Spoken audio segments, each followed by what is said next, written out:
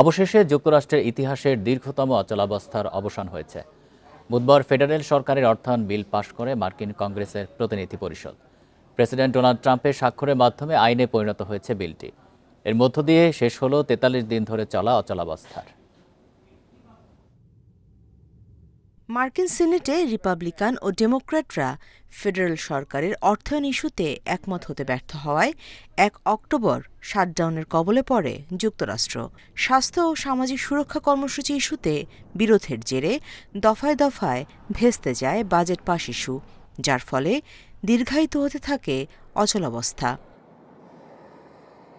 সংকট কাটাতে ১০ নভেম্বর সিনেটে আবারও ওঠে বিলটি। সেখানে পাশ হওয়ার পর বুধবার হাউস অব রিপ্রেজেন্টেটিভসে চলে তর্ক বিতর্ক।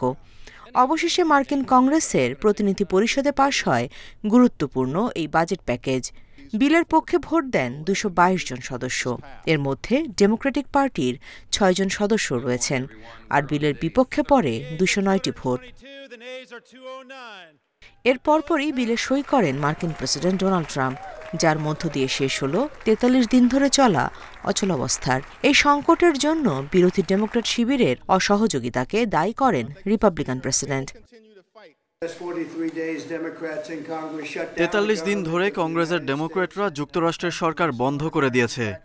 আমেরিকান করদাতাদের কাছ থেকে শত শত বিলিয়ন ডলার আদায় করে অবৈধ অভিবাসীদের দেওয়ার জন্যই তারা এমনটা করছে। আজ তাদের একটি স্পষ্ট বার্তা দিতে চাই, আমরা কখনোই চাঁদাবাজির কাছে নতি স্বীকার করব না। অচলাবস্থার কারণে স্থবির হয়ে পড়ে যুক্তরাষ্ট্রের অর্থনীতি।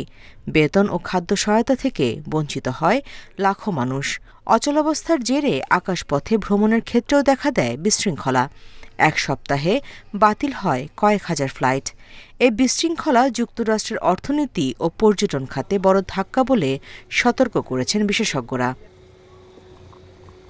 Nusrat Jerin, independent news.